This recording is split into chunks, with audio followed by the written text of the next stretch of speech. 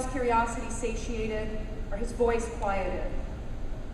There is always something else to know, another problem to solve, another argument to present. Having him at CSN, in the classroom, on the stage, and everywhere in between has been a gift. And we will miss him, but we will feel his influence for years to come. As his existential angst propels him ever forward, I wholeheartedly believe that we will all be hearing much more about and from Noah Samaton in the years ahead. And we can say we knew him when. It's a privilege to introduce Class Co-Valedictorian Noah Samaton.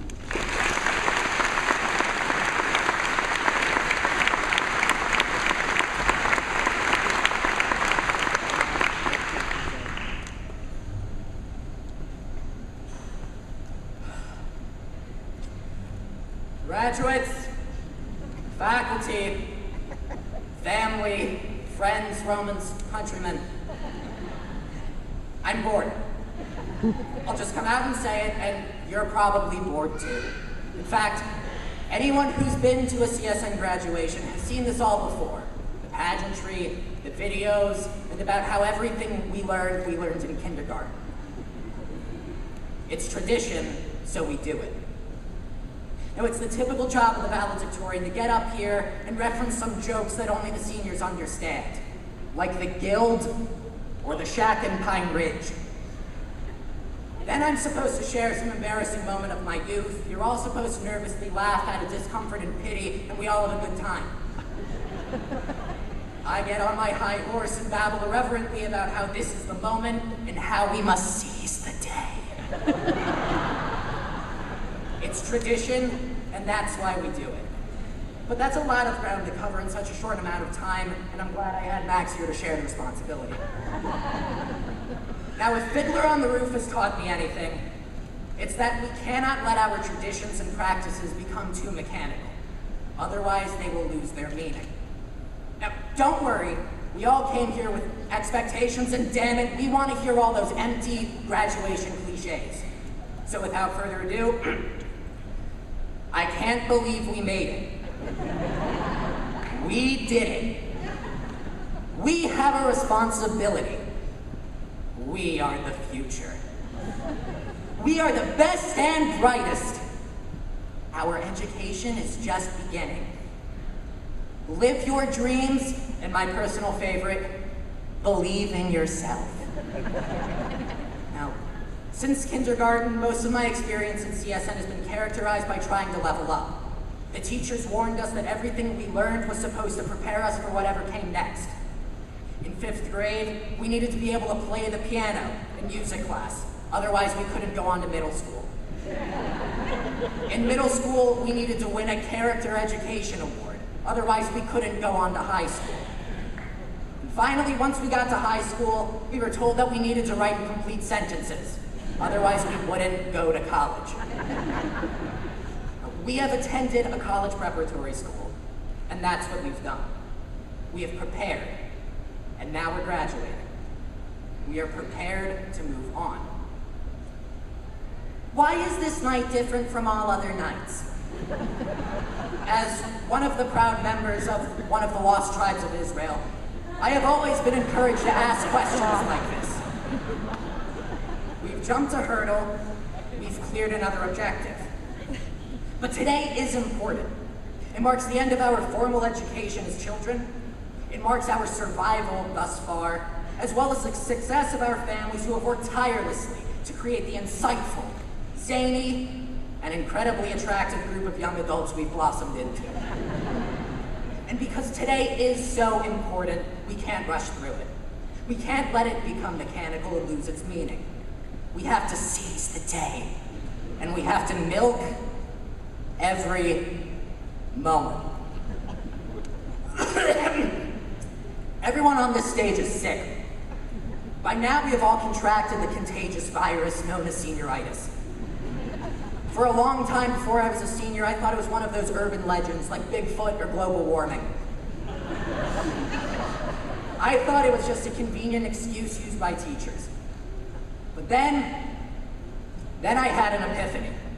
It was this past winter break. The sky was covered in clouds, and fog tumbled across the winding Amsterdam streets. I found myself in a smoke-filled cafe looking onto the world-famous Circus Carré. Through all the haze, I saw all the amazing acts. Magicians, gymnasts, jugglers. But it was the final thing that the ringmaster said that got me. May all your days be circus days. At that moment, I realized what senioritis was, and that it was in fact real. It wasn't just about annoying my teachers for the final semester. It was more cathartic than that. I finally had to take a serious look at the three-ring circus that has been my community school experience. My time at CSN, the only school I've ever known, was almost over. What would I take away from my experiences? The thoughts that came to mind weren't about dress code. They weren't about how we've never had a senior lounge or a senior prank. Yet. As trite as it might sound, all I could think about was the community that I had gained from the Community School of Naples. I thought about the classmates and teachers who stimulated me in the classroom and were always supportive of the extracurriculars. I thought about the zany and ebullient group of people who dominated the talent show competition at homecoming for the past 4 years.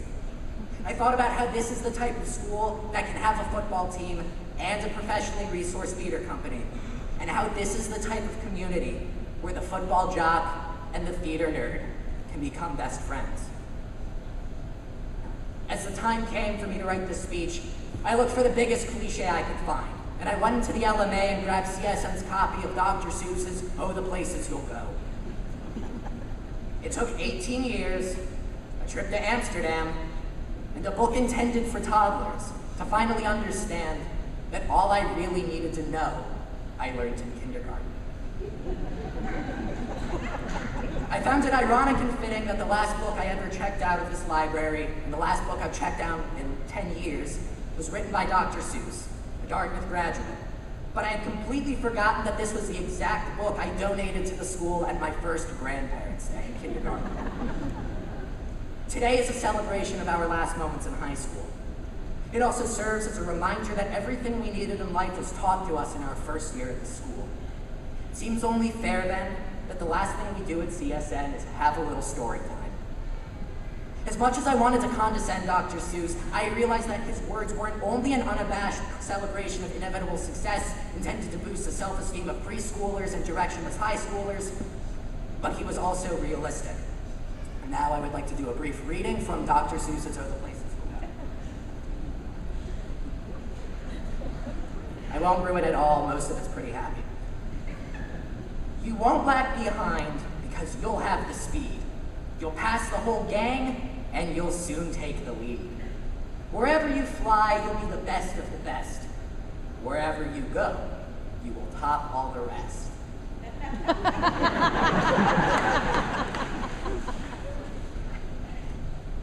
Except when you don't, because sometimes you won't.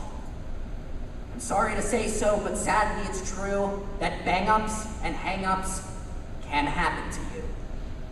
You can get all hung up in a prickly perch, and your gang will fly on. You'll be left in a lurch.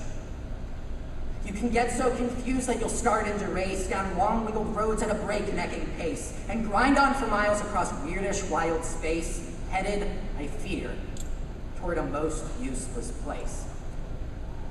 But enough of that. This is not time for grim prognostications or negativity, no. I'm still rambling because, believe it or not, I actually do have something to tell you. Cliche number 12. What doesn't kill you makes you stronger. I forgot who said it first, Nietzsche or Kelly Clarkson. But what they've forgotten to tell us and to remind us is to never forget that whatever happened almost killed you.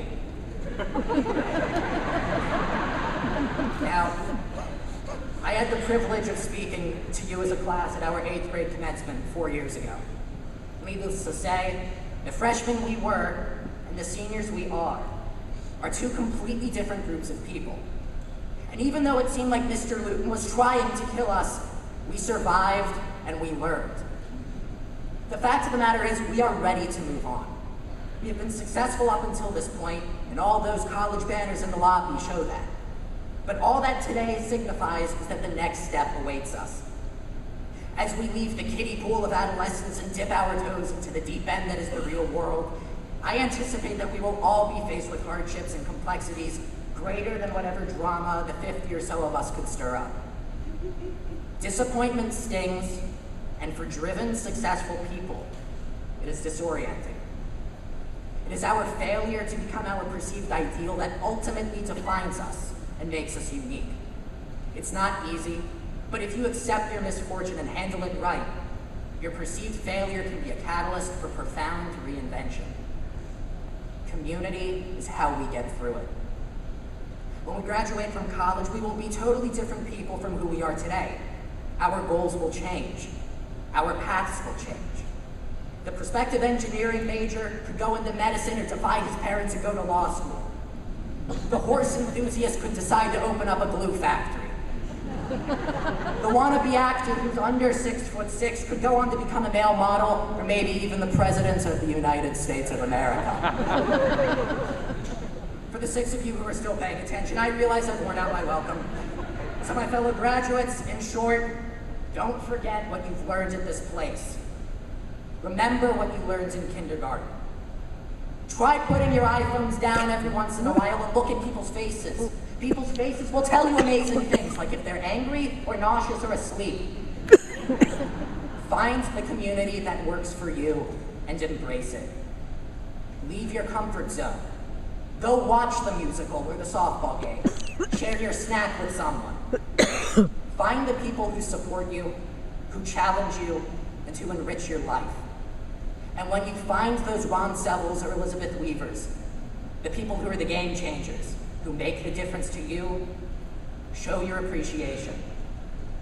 Though many of our paths will diverge at this point, I am certain that the success we have demonstrated leading up to today is an indication of what lies ahead. To my dearly beloved class of 2013, we did it. Reach for the stars, and may all your days continue to be circus days. Thank you.